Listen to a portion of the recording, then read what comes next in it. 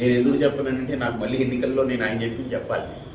So ఆయన ఇష్టపడడు కాబట్టి తప్పకుండా ఆయన చెప్పిన ప్రతి మాటని నేను నిగూఢంగా నిశితంగా పరిశీలిస్తూ వచ్చి నేను చెప్తున్నమాట 2014లో ఖచ్చితంగా కూటమి వస్తుందని చెప్పాను. అంటే అప్పుడు కూటమి అంటే జనసేన లేదు, ఇప్పుడు పవన్ కళ్యాణ్ గారి మద్దతు ఉంది, ఓన్లీ బీజేపీ టీడీపీ కలిసి వెళ్ళాయి. నేను చెబితే వీళ్ళందరూ వాదించారు.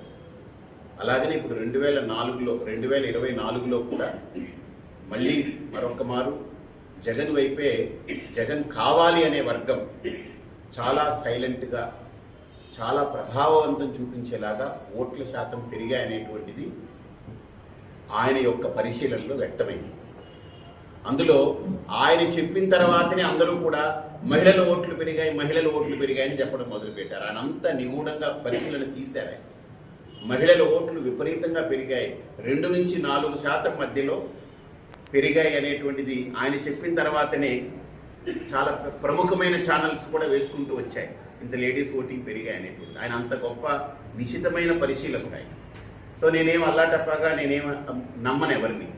కాబట్టి ఈసారి మళ్ళీ వైఎస్ఆర్సీపీకి 123 స్థానాలు అంటే 1, 2, 3 అనేటువంటి ఆ ఫిగర్ తోటి ఖచ్చితంగా దానికి తగ్గదనే ఒక అంచనా.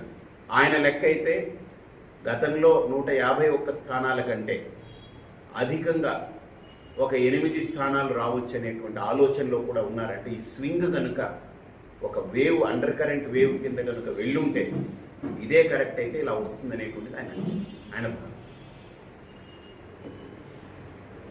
ఖచ్చితంగా చెప్తున్నారు సార్. ఉన్న పరిస్థితుల్లో ఇన్ని సర్వేలు చెప్తున్నాయి, మీరు వేద పండితులకు సంబంధించి తీసుకున్నారా లేదా వేరే టెక్నికల్గా తీసుకున్నారా? చెప్పినారా మీ స్వామి చెప్పినారు? నేను స్వామీజీని చెప్పట్లేదు. నేను స్వామీజీగా నాకున్న మార్గంలో నేను ఎలాగైతే కాన్ఫిడెంట్గా ఎలా ఉంటాను, ఆయన ఒక వ్యవహారకర్త. ఆయన స్వామీజీ ఏం కాదు, ఆయన మంచి పరిశీలకుడు, చాలా బాగా పరిశీలన చేస్తాడు, సొంతంగా డబ్బు ఖర్చు పెట్టుకొని చేసుకుంటాడు ఆయన. కాదు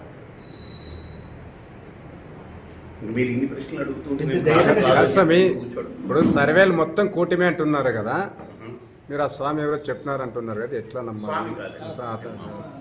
మీరు నమ్మదగ్గ వ్యక్తి. నేను నమ్మడం కాదు, నేను ప్రాక్టికల్గా నేను అన్ని చెవి చూశాను. అది అంటే నాకేమి ఇప్పుడు కూటమిలో బీజేపీ ఉందండి, అర్థమైందా? నేను మోడీ గారి గురించి చెప్పాను కదా, ఎన్డీఏగా అక్కర్లేదు, సొంతంగా మోడీ గారు నిర్మాణం చేస్తారు. అందుకనే మోడీ 3 జగన్ 2 అనేటువంటిది ఆయన స్పష్టం చేశారు. మోడీ 0.3 జగన్ 0.2 అని చెప్పారు. ఆయన ఏ పార్టీకి చెందని వ్యక్తి, అన్బయాస్డ్గా ఉంటాడు. అందుకే నాతో మాట్లాడతారు. ఇంకెందుకు గంటలే కదా. అందుకే నేను కూడా ఆయన్ని ఒక 15 రోజులుగా ఆయన ఒత్తిడి చేస్తూ ఉంటే ఆయన మొత్తం వర్క్ చేసి నాకు తీసుకొచ్చిన అంశాలు చెప్పాను. అందుకే నేను ఈరోజు మీ ముందు పెడుతున్నాను.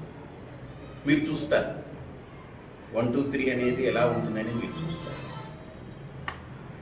అది తగ్గదు, దానికంటే పెరుగుతుందే తప్ప దేశవ్యాప్తంగా ఇంత కరాఖండిగా ఎవరు కూడా చెప్పరు సమయం, ఎవరు కూడా ఇంత కరాఖండిగా గంటల్లో ఉంది. అందుకనే కదా నేను వచ్చి చెప్తున్నానంటే మీరు యాక్సెప్ట్ చేయాలి కదా. మీరు యాక్సెప్ట్ చేసి అట్లా అదే ఎక్కడ దీనికి ప్రపోర్షనేట్గానే వస్తాయి. ఆ క్రాస్ ఓటింగ్లో ఎన్ని అంటున్నారు కానీ ఎక్కువ ఏమీ జరగలేదు. ఈక్వలెంట్ అంతే, ఇంచుమించు ఒక 17, 18 దగ్గరలో రావచ్చు, వచ్చే అవకాశాలు. చాలామంది అంటున్నారు ఈ ముస్లిమ్స్ చాలామంది ఇంకా